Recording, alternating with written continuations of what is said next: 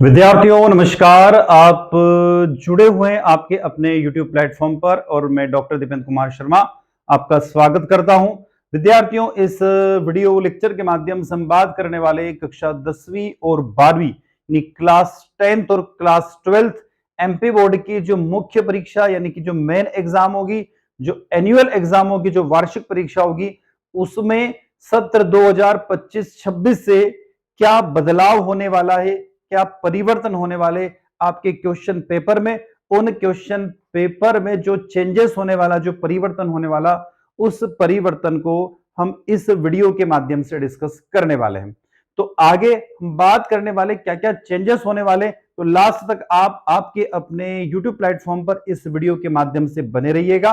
और अब हम चलेंगे क्या क्या चेंजेस होने वाले, तो आपको स्क्रीन पर दिखाई दे रहा है कि एमपी बोर्ड भोपाल यानी माध्यमिक शिक्षा मंडल भोपाल में सत्र 2025-26 यानी एमपी बोर्ड परीक्षा कक्षा 10वीं और 12वीं की परीक्षाओं में प्रश्नों के कठिनाई स्तर में बदलाव होगा। यानी कि जो क्वेश्चन पेपर बनेंगे उनमें क्या क्या चेंजेस होने वाला है, क्या परिवर्तन होने वाला, इसको इस वीडियो के माध्यम से हम डिस्कस कर रहे हैं। There will be a change in the difficulty level of the questions in the season 2025-26 MP board exam class 10th and class 12th exams. चलते हैं तो हम बात करते हैं क्या होने वाला है। तो एमपी बोर्ड हाई स्कूल कक्षा 10वीं और 12वीं की जो परीक्षाएं होगी सत्र 2025-26 की मुख्य परीक्षाओं के लिए प्रश्न पत्रों की डिजाइन की रूपरेखा तैयार की गई और आपको एक यहां पर एक स्क्रीन पर एक पिक्चर दिखाई दे रही, इमेज दिखाई दे रही, इसमें आपको क्लियरली समझ में आ रहा होगा और इसको हम डिटेल में डिस्कस करेंगे। यहां पर लिखा हुआ है साथियों, देखिए थोड़ा सा इसको मैं जूम कर देता हूं ताकि आपको क्लियर दिखाई दे। हल्का सा जूम कर देता हूं, ठीक है। अब मुझे लगता है कि थोड़ा सा आपको क्लियर दिखाई दे रहा होगा। चले, सत्र 2025-26 के लिए नवीन प्रश्न पत्र डिजाइन ये दिया हुआ है। नवीन प्रश्न पत्र डिजाइन की स्वीकृति प्रदान की गई है जिसमें पूर्व वर्षानुसार 40% वस्तुनिष्ठ प्रश्न रखे गए हैं। अब देखो इसमें कठिनाई का जो लेवल है उसमें सिंपल क्वेश्चन 40%, सामान्य प्रश्न 40% और कठिन प्रश्न 20% किए गए। यानी नॉलेज बेस्ड क्वेश्चन आएंगे 40%, अंडरस्टैंडिंग बेस्ड आएंगे 40%, एप्लीकेशन बेस्ड आएंगे 5%, एनालिसिस बेस्ड आएंगे 5%, एवेल्यूट बेस्ड आएंगे 5% और क्रिएट बेस्ड आएंगे 5%। तो हम इसका पूरा ये जो आपको इमेज दिखाई दे रही, इस इमेज को हम पूरा डिटेल में डिस्कस करने वाले आगे की तरफ कि आखिरकार ये इमेज में क्या कहा गया है। जो पिक्चर आपको दिखाई दे रही है ये पिक्चर आखिरकार क्या बता रही है, उस पिक्चर को हम लोग समझने की कोशिश करते हैं। तो देखो यहां पर आ रहे हैं हम लोग एमपी बोर्ड हाई स्कूल कक्षा 10वीं और 12वीं की जो परीक्षाएं होगी उसके लिए 2025-26 के सत्र के लिए स्वीकृत नए प्रश्न पत्र डिजाइन की रूपरेखा प्रस्तुत की गई है।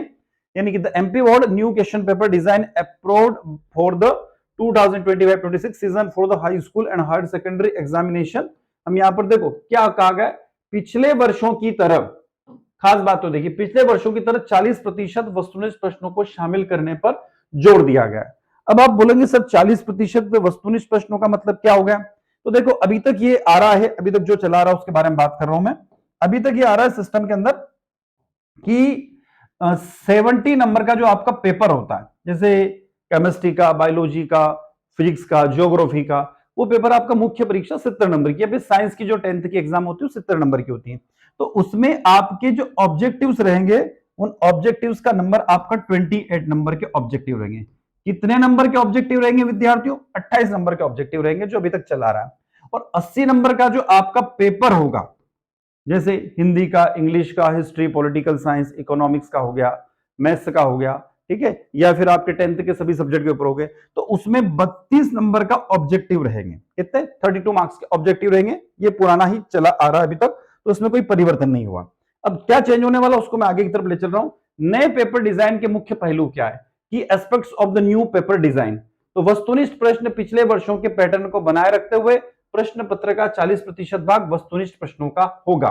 Objective question 40% of the paper will be consist of the objective question maintaining the pattern from previous year. मतलब पुराने वर्षों में जो आ रहा, मैंने आपको कहा यदि आपका पेपर 70 नंबर का होगा मुख्य परीक्षा तो 28 नंबर के ऑब्जेक्टिव आएंगे, और यदि आपकी मुख्य परीक्षा कितने नंबर की, 80 नंबर की, तो आपके ऑब्जेक्टिव 32 नंबर के आएंगे। अब देखिए डिफिकल्टी लेवल डिस्ट्रीब्यूशन, कठिनाई स्तर का वितरण क्या है। इजी क्वेश्चन अभी हमने कहा सरल प्रश्न 40% रहेंगे, नॉर्मल क्वेश्चन यानी कि सामान्य प्रश्न 40% रहेंगे, और डिफिकल्ट क्वेश्चन आपका 20% का रहेगा। तो अब यदि हम लोग कहें जैसे आपका पेपर 70 नंबर का होता है, कितने नंबर का होता है, सपोज 70 नंबर का पेपर होता है, तो 7 दूनी 14 नंबर का आपका मटेरियल जो होगा वो थोड़ा डिफिकल्टी होगा। ठीक है, अब यहां बात करें तो 7 दून 14, 7 21 और 7 चौक 28, 28 नंबर का आपका क्या रहेगा, सामान्य स्तर के प्रश्न रहेंगे, और 28 नंबर के आपके सरल लेवल के प्रश्न रहेंगे। जब आपका प्रश्न पत्र 70 नंबर का है, आपका क्वेश्चन पेपर 70 मार्क्स का होगा। जैसे मैंने आपको कहा 10th का साइंस का पेपर हो गया, 12th में आप जाओ तो फिजिक्स, केमिस्ट्री, बायोलॉजी, जियोग्राफी का पेपर हो गया, इनके अंदर प्रैक्टिकल होते हैं। और जो पेपर आपका 80 नंबर का, जैसे अकाउंट का हो गया, बिजनेस का हो गया, इकोनॉमिक्स का हो गया, पॉलिटिकल, सोशियोलॉजी, जो भी आ गया, और 10th के जो सभी पेपर हो गए, तो वहां पर आपका 16 नंबर का क्या होगा, डिफिकल्ट लेवल का होगा। क्लियर है। अब यहां बात करें 40% निकालो 80 का, तो 8 8 2 16 8 24 8 चौक 32, 32 नंबर आपका नॉर्मल क्वेश्चन रहेंगे और अगले 32 नंबर आपके सरल प्रश्न रहेंगे। तो इस तरीके से आपका नंबरों का डिस्ट्रीब्यूशन होगा विद्यार्थियों। आपको समझ में आ गया होगा कि नंबरों का डिस्ट्रीब्यूशन कैसे होगा। यदि 70 नंबर का पेपर है तो 24 24 14 नंबर का जो है वो कठिन लेवल रहेगा। ठीक है, सामान्य लेवल आपका 28 नंबर का रहेगा और सरल प्रश्न आपके 28 नंबर के रहेंगे। यदि 80 नंबर का आपका पूर्णांक है तो इसी कंडीशन में 16 नंबर का आपका कठिन लेवल रहेगा, 32 नंबर का सामान्य प्रश्न रहेंगे और 32 नंबर का सरल प्रश्न रहेंगे। अब थोड़ा सा इसको हम समझने की कोशिश करते हैं कि नॉर्मल नॉर्मल क्या होते हैं। तो देखो यहां पर नया डिजाइन विभिन्न संज्ञानात्मक कौशलों के लिए विशिष्ट प्रतिशत प्रस्तावित करता है।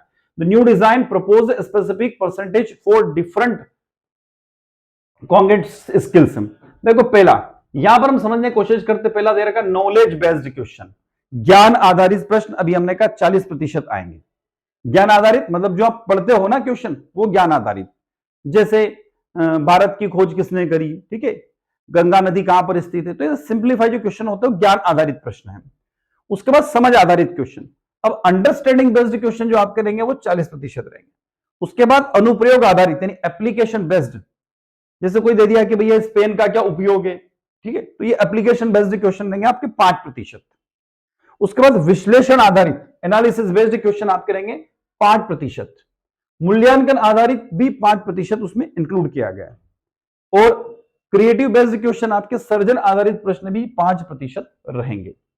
यानी कि हम कह सकते हैं कि 4 नंबर का लगभग यह आएगा, अगला 4 नंबर का यह आएगा, अगला 4 नंबर का यह रहेगा और अगला 4 नंबर का यह रहेगा।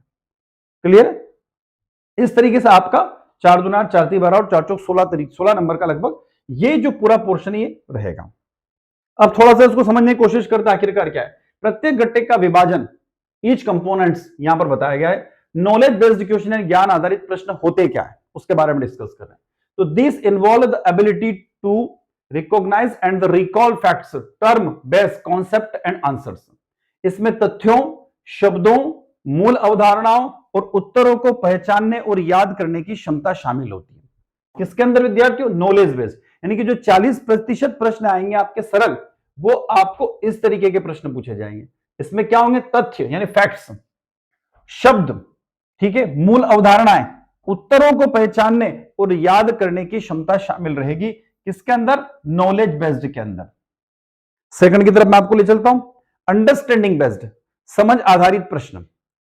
यह स्तर सूचना की व्याख्या, सारांश और अर्थ को समझने पर केंद्रित रहेंगे। This level focus in the interpreting, exampling, summarising and compressing the meanings and of informations. यानी सूचना की व्याख्या करना, उसका सारांश, उसका अर्थ समझना और उसको केंद्रित करना। तो ये इस बेस पर रहेंगे। 40% आपका इस आधार पर आएगा जो कि थोड़ा सा हल्का सा लेवल स्टैंडर्ड रहेगा। फिर 5% जो कह रहा है वो एप्लीकेशन बेस्ड यानी अनुप्रयोग आधारित। तो 5% में क्या पूछेगा, 4 नंबर में जो आएगा, इस कौशल समूह में समस्याओं को हल करने या प्रक्रियाओं को पूरा करने के लिए नई परिस्थितियों में सीखी गई जानकारी का उपयोग करना आवश्यक है। This skill set required using the learned information in new situations to solve problems और कैरी आउट प्रोसीजर्स। ठीक है, तो समझ में आ गया आपको कि इसमें एप्लीकेशन बेस्ड में क्या रहेंगे, प्रक्रियाओं को पूरा करने के लिए नई परिस्थितियों में सीखी गई जानकारी के बारे में आपको बताना होगा। अगला 5% का जो प्रश्न आपसे पूछा जाएगा वो विश्लेषण पर आधारित है, एनालिसिस बेस्ड है। तो इसमें संबंधों का पता लगाना और यह समझने के लिए कि वे एक साथ मिलकर एक संपूर्ण कैसे बनाते हैं, जानकारी के भागों में तोड़ना शामिल किया गया। Involve breaking down the information into parts to explore relationships and the understandings how they together to form a wholes। उसके बाद 5% अगला दिया गया मूल्यांकन आधारित प्रश्न। मूल्यांकन में इस क्वेश्चन में आपको मानदंड और साक्ष्य के आधार पर निर्णय लेना, मूल्य का आकलन करना, निष्कर्ष निकालना शामिल किया गया। This skill making the judgements, assessing value और forming conclusions based on the criteria and evidence. उसके बाद अगले 5 जो नंबर आएगा वो है क्रिएशन बेस्ड क्वेश्चन, सर्जन आधारित प्रश्न। उच्चतम स्तर तत्वों को नए तरीके से एक साथ रखकर नए विचारों, योजनाओं, उत्पादों के निर्माण पर ध्यान केंद्रित करना रहेगा। The highest level focusing of the producing new idea, plans और products by putting elements together in a new ways. तो आपको समझ में आ गया होगा कि इस 2025-26 से जो आपको प्रश्नों जो तैयार किया जाएगा प्रश्न पत्र, उसका सिस्टम ये वाला रहेगा। नॉलेज बेस्ड 40%, समझ आधारित 40%, एप्लीकेशन बेस्ड 5%, विश्लेषण आधारित 5%, मूल्यांकन आधारित 5% और सर्जन आधारित 5%। तो एमपी बोर्ड का कक्षा 10वीं और 12वीं का पैटर्न कुछ इस तरीके से रहेगा। तो विद्यार्थियों, आई होप हमारे द्वारा आपको जो छोटी सी जानकारी प्रोवाइड की गई है अच्छी लगी होगी। अच्छी लगती है तो वीडियो को लाइक अवश्य कीजिएगा, आपके क्लासमेट तक, आपके साथियों तक, आपके दोस्तों तक इस वीडियो को शेयर अवश्य कीजिएगा। कमेंट बॉक्स में कमेंट करके जरूर हमें बताइएगा। यदि आपको कोई डाउट है तो इस नंबर पर आप हमें व्हाट्सएप के माध्यम से सेंड मैसेज भेज सकते हैं, उसका हम सॉल्यूशन आपको प्रोवाइड कर देंगे। और चैनल को अभी तक आपने सब्सक्राइब नहीं किया तो चैनल को सब्सक्राइब अवश्य कर लीजिए, क्योंकि इस प्रकार की नई नई जानकारी आपको अपने यूट्यूब प्लेटफॉर्म पर उपलब्ध होती रहेगी। और कक्षा 12वीं केमिस्ट्री के महत्वपूर्ण प्रश्न, महत्वपूर्ण ऑब्जेक्टिव क्वेश्चंस और पिछले वर्षों में आए प्रश्नों को देखने के लिए आप इस चैनल पर हमेशा बने रहिए। तो मैं डॉक्टर दीपेंद्र कुमार शर्मा इसी के साथ आपसे विदा लेता हूं। नए इंफॉर्मेशन के साथ, नए वीडियो के साथ पुनः आपसे फिर मुलाकात होगी। जय हिंद, जय भारत।